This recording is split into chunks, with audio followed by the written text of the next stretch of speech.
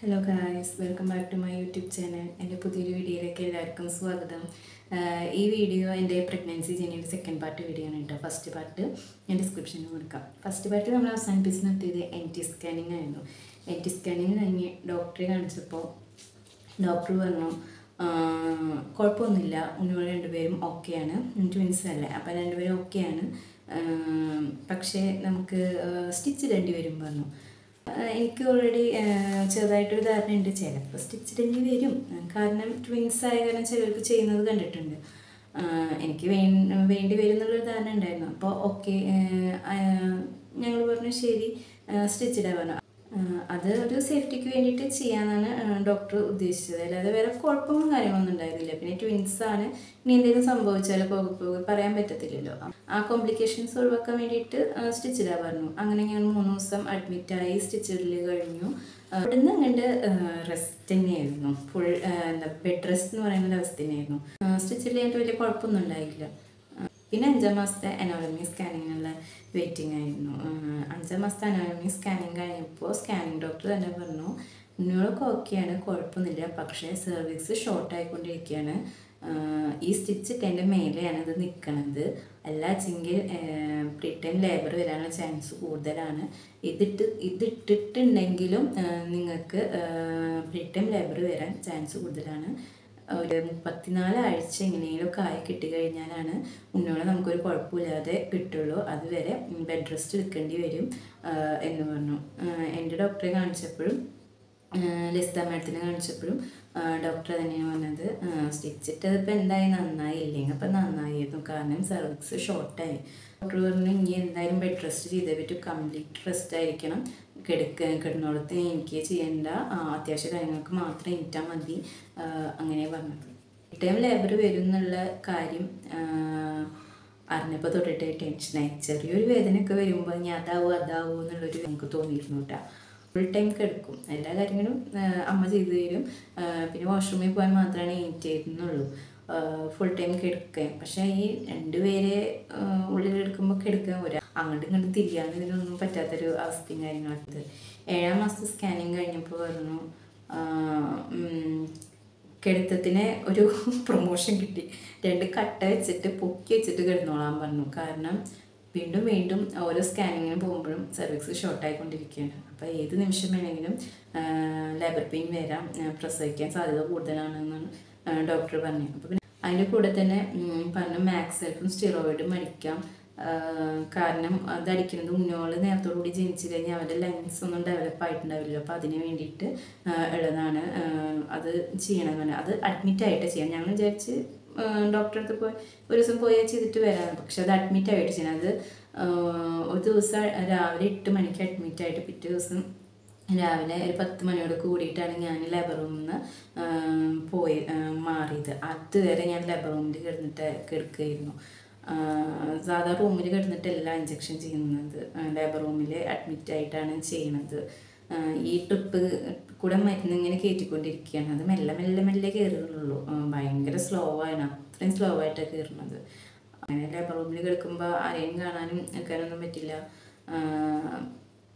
Full time എന്താ പറയുക, ഈ പ്രസവിക്കാൻ പോകുന്ന ആൾക്കാർ മാത്രമേ കാണാൻ പറ്റുള്ളൂ. ഓരോരുത്തർ വേദന വന്നിട്ട് അയ്യോ അമ്മയെന്ന് പറഞ്ഞ് നെല്ല് വിളിക്കണത്, അങ്ങനത്തെ കാര്യങ്ങളൊക്കെ കാണാൻ പറ്റുന്നുള്ളൂ. ഞാനന്ന് കിട്ടുന്ന ദിവസം അവിടെ എത്ര പ്രസവം കഴിഞ്ഞിരിക്കണം, ഞാനിതൊക്കെ കണ്ടിട്ട് ഒരുമാതിരി കിളി പോയ അവസ്ഥയിലാണ് കിടന്നിരുന്നത്. അവസാനം ഇടയ്ക്ക് ഫുഡ് കഴിക്കുന്ന സമയത്ത് അമ്മ വരും, ഫുഡ് തരാൻ വേണ്ടിയിട്ട് അമ്മ വരും, അല്ലാതെ വേറെ അറിയണവർ ആരുമില്ല. അവിടുത്തെ സിസ്റ്റർമാരും ഈ ഗർഭിണി കിടക്കുന്ന ആൾക്കാർ, ഇങ്ങനെ പ്രസവിക്കാൻ കിടക്കുന്ന ആൾക്കാർ വേദന വന്ന് നിലവിളിക്കുന്ന കാര്യങ്ങളൊക്കെ കേട്ടിട്ട് ഞാൻ കിടന്നിരുന്നത്. അതൊക്കെ കേട്ടപ്പോൾ എനിക്ക് പേടിയും കാര്യങ്ങളൊക്കെ ചോദിച്ചാൽ കുറച്ചൊക്കെ ടെൻഷനായി, കാരണം ഓരോരുത്തർ വരുന്നു, നിലവിളിക്കുന്നു, കുളിക്കാൻ കുറച്ച് കഴിഞ്ഞാൽ പ്രസവിക്കുന്നു, അപ്പോൾ കുട്ടികളുടെ കരച്ചിൽ, ഉണ്ണികളുടെ കരച്ചിലൊക്കെ കേൾക്കാം. അന്ന് കുറേ ഇതാണ്. പിന്നെ ആൾക്കാർ വേദന കൊണ്ട് ഇങ്ങനെ കരയണത് കേട്ടിട്ട് പിറ്റേ ദിവസം ആകുമ്പോഴേക്കും എനിക്കൊരുമാതിരി അവസ്ഥയൊക്കെ തുടങ്ങി, തലവേദനിച്ചിട്ട് ഉറങ്ങാൻ പറ്റുന്നില്ല. രാത്രി അവർ ഡിം ലൈറ്റ് ഇട്ടിട്ട് ഈ മറ്റേ ഹാർട്ട് ബീറ്റ് കേൾക്കണ സൗണ്ടും കാര്യങ്ങളൊക്കെ നമുക്ക് തീരെ ഉറങ്ങാനൊന്നും പറ്റിയിരുന്നില്ല. അവസാനം എങ്ങനെയും അവിടെ നിന്ന് രക്ഷപ്പെട്ടാൽ മതി എന്നുള്ളൊരു ഇതായിരുന്നല്ലോ. അവിടെ ഈ കരച്ചിലതൊക്കെ കേൾക്കുമ്പോഴേ ഭയങ്കരമായിട്ടൊരിത്. പിറ്റേ ദിവസം ഡോക്ടർ വന്നിട്ട് ചോദിച്ചു എങ്ങനെ ഉണ്ടായിരുന്നു അവിടുത്തെ എക്സ്പീരിയൻസ് ചോദിച്ചു. കാരണം കിളി പോയില്ലോ ചോദിച്ചു. കാരണം കിളിയൊക്കെ പോയി രാവിലെ ആകുമ്പോൾ, കാരണം ചെന്നപ്പോൾ തൊട്ടിട്ട് കേൾക്കാൻ തുടങ്ങിയത് ഓരോരുത്തരുടെ നിലവിളിയും ബഹളമൊക്കെ. നമ്മളും ഈ ഒരു സ്റ്റേജിലൂടെ കടന്നു പോകേണ്ടതെന്ന് ആലോചിക്കുമ്പോൾ പേടിയില്ലാതിരിക്കില്ലല്ലോ, ഭയങ്കര ടെൻഷനും കാര്യങ്ങളൊക്കെ ഉണ്ടാവുമല്ലോ. അങ്ങനെ അവിടുന്ന് മാക്സിമം സ്റ്റീറോയിഡൊക്കെ അടിച്ചിട്ട് പിറ്റേ ദിവസം കഴിഞ്ഞപ്പോൾ രാത്രി നേരത്തെ ഡിസ്ചാർജ് കിട്ടി. അങ്ങനെ പോന്നു. കംപ്ലീറ്റ് ബെഡ് റെസ്റ്റ് എടുത്തോളൂ, കട്ടപ്പൊന്നിച്ച് വെച്ചിട്ട് കിടന്നോളൂ പറഞ്ഞു. അങ്ങനെ പ്രതീക്ഷിക്കാതിരിക്കുമ്പോൾ ഒരു മാക്സെൽഫും സ്റ്റീറോയിഡ് അടിച്ചതിന് ശേഷം ഒരു 4-5 ദിവസം കഴിഞ്ഞപ്പോൾ തൊട്ടിട്ട് ചെറുതായിട്ട് ചൊറിച്ചിൽ തുടങ്ങി. ചൊറിച്ചിൽ എന്ന് പറഞ്ഞാൽ ഒന്നൊന്നര ചൊറിച്ചിലായിരുന്നു. എന്നെ അടുത്തറിയുന്ന ആൾക്കാർക്ക് അറിയാം ഞാൻ എൻ്റെ ആ ടൈമിൽ എത്രത്തോളം ബുദ്ധിമുട്ടിയിട്ടുണ്ടെന്ന്. നേരെ ചൊവ്വയൊന്ന് കിടക്കേണ്ട സമയത്ത് എനിക്ക് കിടക്കാൻ പറ്റിയിട്ടില്ല. ഫുൾ ബെഡ് റെസ്റ്റ് വേണം, അല്ലെങ്കിൽ പെയിൻ വരും, ലേബർ പെയിൻ നേരത്തോടു കൂടി വരുന്ന പറഞ്ഞാൽ കാരണം ഫുൾ കിടക്കേണ്ട ടൈമായിരുന്നു. പക്ഷെ എനിക്ക് കിടക്കാൻ പറ്റിയിരുന്നില്ല. ചൊറിച്ചിലെന്ന് പറയുമ്പോൾ ആൾക്കാർ വിചാരിക്കും വയറുമ്മല്ലേ അത് സ്വാഭാവികമാണ്. പക്ഷെ എനിക്ക് വയറുമ്മയൊന്നും ആയിട്ടില്ല ചൊറിച്ചിൽ ഉണ്ടായിരുന്നത്. കൂടുതലായിട്ടും കൈയിൻ്റെ അടിയും കാലിൻ്റെ അടിയൊക്കെയാണ്. അപ്പം കൈയിൻ്റെ അടിയും കാലിൻ്റെ അടിയൊക്കെ ഇങ്ങനെ ചൊറിച്ചിൽ കൂടിയപ്പോൾ ഞാനിങ്ങനെ ഫോണിലൊക്കെ നോക്കും എന്തുകൊണ്ടാണ്, എന്തെങ്കിലും കാര്യം വന്നാൽ അപ്പോൾ ഫോണിൽ നോക്കലേക്ക് വേണ്ടി നോക്കിയപ്പോൾ ചിലപ്പോൾ ലിവർ ഫങ്ഷൻ വല്ല കുഴപ്പമുണ്ടെങ്കിൽ വരാനുണ്ട്. അപ്പോൾ കുറച്ച് പേടി അത് വന്നു കഴിഞ്ഞാൽ ബുദ്ധിമുട്ടാണ്, നിങ്ങൾക്ക് പ്രോബ്ലം ആണ് എന്നൊക്കെ ഉണ്ട്. അപ്പോൾ പിന്നെ പേടിയായപ്പോൾ ഞാൻ ഡോക്ടറെ കാണിച്ചു. ഡോക്ടറെ കാണിച്ചപ്പോൾ ഡോക്ടർ പറഞ്ഞു ടെസ്റ്റിൽ വലിയ വേരിയേഷനൊന്നുമില്ല, ഇത് പ്രസവം എടുക്കാറായതുകൊണ്ടായിരിക്കും, ഇനി കുറവില്ലെങ്കിൽ സ്കിന്നിൻ്റെ ഡോക്ടറെ കാണിക്കാൻ പറഞ്ഞു. അങ്ങനെ ഡോക്ടർ മരുന്നും കാര്യങ്ങളും ചെറിയ ഓയിൽമെൻറ്റും കാര്യങ്ങളൊക്കെ ഉണ്ടായിരുന്നു. അതൊക്കെ തേച്ച് നോക്കുമ്പോൾ കുറവില്ല. എന്നിട്ട് വീണ്ടും സ്കിന്നിൻ്റെ ഡോക്ടറെ കാണിച്ചു. സ്കിന്നിൻ്റെ ഡോക്ടറെ കാണിച്ചപ്പോൾ ഡോക്ടറിന് ഒരു സെബം പ്രൊഡ്യൂസ് ചെയ്യണതാണ്, അത് പ്രഗ്നൻ്റ് ആയ കാരണമാണ്, ഇനി ഡെലിവറി കഴിഞ്ഞത് മാറിക്കോളും പറഞ്ഞു. അതുവരെ തേക്കാൻ മരുന്ന് തന്നു. പിന്നെ അത്രയും ഉറക്കം കാര്യങ്ങളൊക്കെ പോയി തുടങ്ങിയിരുന്നു. അപ്പം തന്നെ ഉറക്കം വരുന്നില്ല, അല്ലെങ്കിൽ തീരെ പറ്റുന്നില്ല വെച്ചെങ്കിൽ ഒരു അലർജിയുടെ ഗുളിക ഉണ്ട്, ചൊറിച്ചിൽ തീരെ നിൽക്കണില്ല വെച്ചെങ്കിൽ ആ അലർജിയുടെ ഗുളിക കഴിച്ചു തോന്നുന്നു. പക്ഷേ അതിലൊന്നും നിൽക്കുന്നില്ല. രാത്രിയും പകലും ഈ ചൊറിച്ചിൽ, രാത്രി കൂടുതൽ എന്ന് പറഞ്ഞാൽ കൂടുതൽ 1 മണി 2 മണിക്ക് ശേഷമൊക്കെ നല്ല കൂടുതൽ ടൈം എടുക്കുന്നത്. ആൾക്കാർക്ക് പലർക്കും പറയുമ്പോൾ തമാശയും കാര്യങ്ങളാണ് ചൊറിച്ചിൽ എന്നൊക്കെ പറയും. പക്ഷെ അന്ന് ഞാൻ അനുഭവിച്ചിരുന്നത് ഒരു വല്ലാത്ത മാനസികാവസ്ഥ തന്നെയായിരുന്നു. ഒരാൾക്കും അങ്ങനെ ഉണ്ടാവരുത് ദേവി എന്നൊക്കെ പറയുന്നത്. കാരണം നമുക്ക് ഉറക്കവും കാര്യങ്ങളും ഇല്ലെങ്കിൽ കുഴപ്പമില്ല, നമുക്കൊന്ന് നേരെ ഒന്ന് കെടുക്കാൻ പറ്റിയിരുന്നെങ്കിൽ ഏത് നേരെ ഈ ചൊറിച്ചിൽ. എനിക്ക് കൂടുതൽ ഈ കൈയിൻ്റെ അടി, കാലിൻ്റെ അടി, പിന്നെ കാൽമുട്ടിൻ്റെ അടി ഭാഗമൊക്കെയാണ്. മേപ്പെട്ടുള്ള ഭാഗമൊക്കെ നമുക്ക് എങ്ങനെയൊക്കെ നമ്മൾ കൈ വെച്ചിട്ട് ചൊറിഞ്ഞ് ഇതാക്കും, പുറത്ത് ഇതൊക്കെ നമുക്ക് ഷോൾഡർ ഭാഗമൊക്കെ നമുക്ക് പക്ഷേ ഈ കാലിൻ്റെ അടിയൊക്കെ ചൊറിയാന്ന് പറഞ്ഞാൽ ഈ പ്രഗ്നൻ്റ് ആയിരിക്കുന്ന അത്യാവശ്യം 7 മാസം കഴിഞ്ഞപ്പോൾ അത്യാവശ്യം വയറിൻ്റെ ട്വിൻസാണ്. ആ വയറുകൾ ഞാൻ ഇങ്ങനെ ചൊറിയാൻ, പിന്നെ ഇരുന്നിട്ട് ചൊറിയാന്ന് പറഞ്ഞാൽ എനിക്ക് അധികം നേരം ഇരിക്കാൻ പറ്റത്തില്ല. ഡോക്ടർ പറഞ്ഞിട്ട് ഒരു 5 മിനിറ്റ് കൂടുതൽ ഇരിക്കരുതെന്ന്. ഇപ്പോൾ ഡോക്ടറിനെ കൺസൾട്ട് ചെയ്യാൻ പോകുമ്പോൾ തന്നെ ഞാൻ കാഷ്വാലിറ്റി വഴി കാണിച്ചിട്ട് വരികയാണ്, വേഗം എന്നെ കാണിച്ചിട്ട് വരിക. അവിടെ പോയി കിടപ്പ് തന്നെയാണ്, ഇരിക്കില്ല. അവിടെ കാഷ്വാലിറ്റിയിൽ കയറി കിടന്നിട്ട് ഡോക്ടറെ കാണിച്ചിട്ട് വരികയാണ് പതിവ്. അങ്ങനെയുള്ള ഞാൻ എത്ര നേരം വെച്ചിട്ട് ഇരിക്കും, ഇരുന്നിട്ട് ചൊറിയാൻ പറ്റത്തില്ല. എത്താത്ത ഭാഗത്തൊക്കെ ചീർപ്പ് വെച്ചിട്ട് ചൊറിഞ്ഞു തുടങ്ങി ഞാൻ. അപ്പോൾ ആൾക്കാരൊക്കെ പറയും അയ്യോ അങ്ങനെയൊന്നും ചൊറിയില്ലേട്ടാ, പാണ്ട് വരും, അതാണ് ഇതാണ് എന്നൊക്കെ പറയും. അപ്പം ഞാൻ പറയും ആൾക്കാർ ബാക്കിയുണ്ടായിട്ടില്ല, അകത്തൊക്കെ നോക്കുക പറയും. കാരണം എനിക്ക് സഹിക്കാൻ പറ്റുന്നില്ല, എനിക്ക് അതൊന്നും എന്താ പറയുക, അത്രയും നല്ലൊരു ചൊറിച്ചിലിൻ്റെ അവസ്ഥയായിരുന്നു.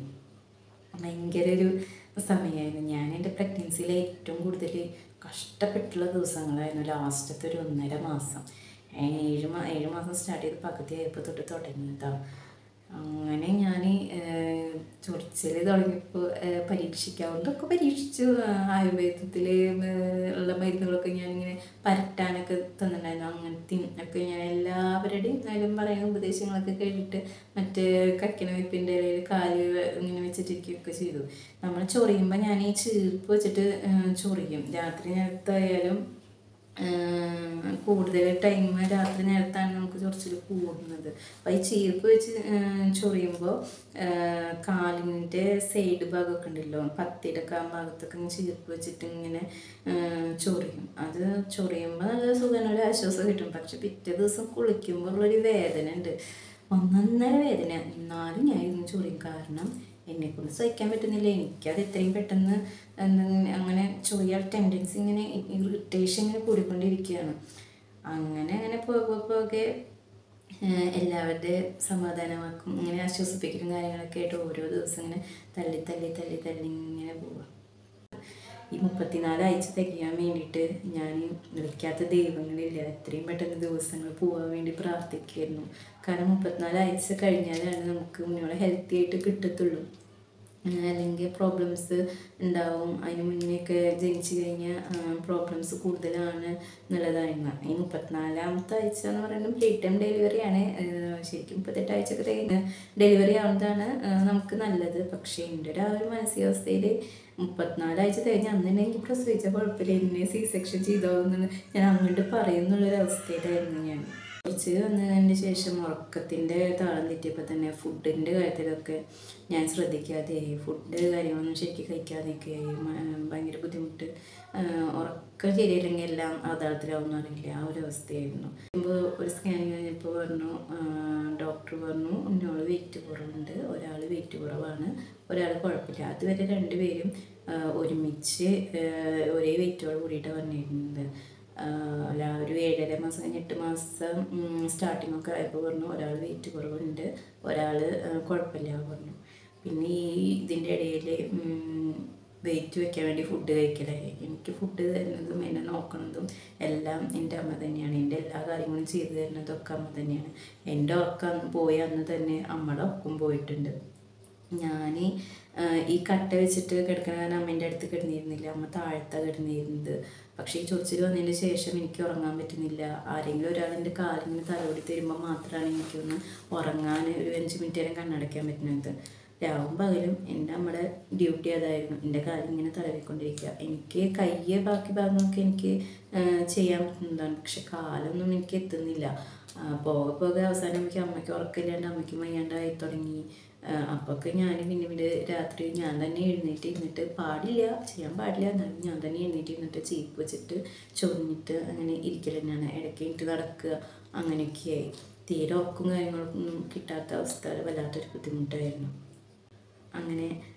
അങ്ങനെ ജൂലൈ 31 എനിക്ക് 34 ആഴ്ചയും 6 ദിവസമായി.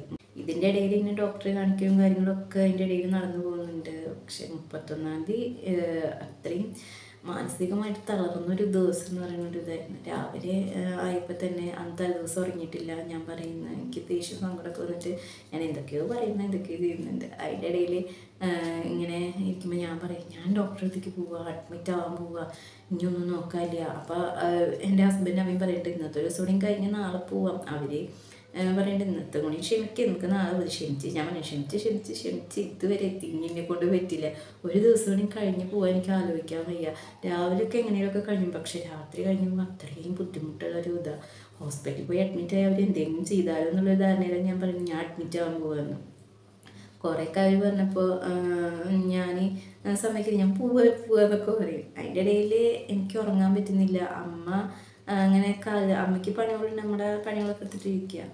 34 ഉച്ച ടൈമായപ്പോഴും ഞാനിങ്ങനെ ഓരോ തന്നെ പറക്കട്ടെ പോകാന്നൊക്കെ പറഞ്ഞു. അതിൻ്റെ ഇടയിൽ അമ്മ മീൻ മേടിച്ചിട്ടുണ്ട്, കൂട്ടാൻ വയ്ക്കാൻ പോകുക. നിങ്ങളിത് എങ്ങോട്ടാണ് പോകുന്നത് കൂട്ടാൻ വയ്ക്കാനാണ്? അവൻ ഞാൻ കൂട്ടാൻ വയ്ക്കാൻ ഉച്ചയ്ക്ക് ചോറുണ്ടൊന്നും വേണ്ട ചോദിച്ചാൽ എനിക്ക് ചോറുണ്ടായിരുന്നു കുഴപ്പമൊന്നുമില്ല, നിങ്ങളതവിടെ വെച്ചിരുന്നു, ഞാൻ ഹോസ്പിറ്റലിൽ പോകാന്നൊക്കെ പറയുന്നുണ്ട്. അപ്പം അമ്മ അതൊക്കെ അടച്ചിട്ട് വരും, എന്നിട്ട് എന്നെ കുറേ ആശ്വസിപ്പിക്കുന്ന കാര്യങ്ങളൊക്കെ ചെയ്തിട്ട് അതൊക്കെ കഴിഞ്ഞിട്ട് ഇങ്ങനെ ഇരിക്കുമ്പോൾ വൈകുന്നേരമൊക്കെ ആയപ്പോൾ അമ്മ പറയുന്നുണ്ട് വയ്യാച്ചെങ്കിൽ നമുക്ക് പോവാം, ഹസ്ബൻഡ് വേണം വയ്യാച്ചെങ്കിൽ നമുക്ക് പോവാം. ലേബർ പെയിൻ വന്നിട്ടൊന്നുമില്ല, ഈ ചൊറിച്ചിൽ കാരണമുള്ള ബുദ്ധിമുട്ടാണ്, പോവാന്ന്. പിന്നെ എൻ്റെ മനസ്സ് മാറി, ഇനിയിപ്പോൾ ഇന്നും കൂടി രാത്രിയില്ല, അത് കഴിഞ്ഞാൽ നാളെ പോവാം എന്നുള്ളൊരു ധാരണ. അമ്മയും ഹസ്ബൻഡും നാളെ പോവാന്ന് പറഞ്ഞ് വേറെ ഒന്നും കൊണ്ടല്ല, പിറ്റേ ദിവസം സ്കാനിങ് പറഞ്ഞിട്ടുണ്ടായിരുന്നു. അപ്പോൾ ഏതായാലും വണ്ടി വിളിച്ച് പോകുമ്പോൾ ഒറ്റയ്ക്ക് കാര്യം പോയി കഴിഞ്ഞാൽ ഡോക്ടറോട് അങ്ങോട്ട് പറയാം, ഒരാഴ്ച മുന്നേ അഡ്മിറ്റ് ആവാം എന്ന് വിചാരിച്ചിട്ടാണ് അവർ നാളെ പോവാന്ന് പറയുന്നത്. അങ്ങനെ രാത്രിയായി. വൈകുന്നേരം ആയപ്പോൾ അടുത്ത വീട്ടിലത്തെ കുറച്ച് ആൾക്കാർ വന്നിട്ട് സംസാരിക്കുന്നതൊക്കെ ചെയ്തു. അപ്പോഴൊക്കെ എൻ്റെ കൈ ഇങ്ങനെ ഞാൻ ചൊറിഞ്ഞുകൊണ്ടിരിക്കുകയാണ്. എനിക്ക് ആരും വന്ന് സംസാരിക്കുമ്പോഴൊക്കെ ഞാനിങ്ങനെ ചൊറിഞ്ഞുകൊണ്ടിരിക്കുന്നുണ്ട്. രാത്രിയായപ്പോൾ എൻ്റെ അമ്മ എൻ്റെ അനിയത്തിമാരെ വിളിച്ചിട്ട് ഇരിക്കുകയായിരുന്നു. ആ സമയത്ത് ഞാൻ ഒരു അരമണിക്കൂർ നേരം ജസ്റ്റ് ഒന്ന് കണ്ണടച്ചു. അത് കഴിഞ്ഞപ്പോൾ അമ്മ പറഞ്ഞു, നീ കഞ്ഞി കുടിക്കുക മോളെ, കഞ്ഞി കുടിക്കുക, ഈ എന്തായാലും മേലെ എഴുതിക്കോ പറഞ്ഞു. ഞാൻ അപ്പോൾ അമ്മ തന്നെ മേലെ എഴുതിച്ചു തന്നു. ഞാൻ ഡ്രസ്സൊക്കെ മാറിയിട്ട് അമ്മ കഞ്ഞി എടുക്കാൻ വേണ്ടിയിട്ട് പോയി അടുത്തേക്ക് പോയതും ഞാൻ ഡ്രസ്സ് മാറി വന്ന് കസാരയിലിരുന്നു. 2 തുമ്മൽ തുമ്മി. അത് മാത്രമേ എനിക്ക് ഓർമ്മയുള്ളൂ. അത് കഴിഞ്ഞപ്പോൾ പ്രതീക്ഷിച്ചില്ല അവന് സംഭവിക്കുന്നു എന്താണെന്നല്ലേ, അത് അടുത്ത വീഡിയോയിൽ പറയാം കേട്ടോ. ബൈ.